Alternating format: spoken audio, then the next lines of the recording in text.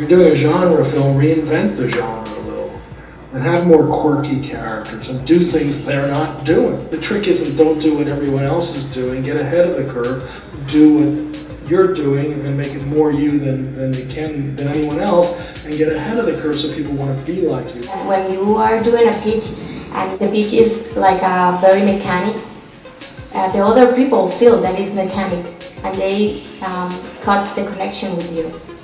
So you have to know the other person that you are giving the pitch to try to connect with them. Film grade is great because making a film is tribal.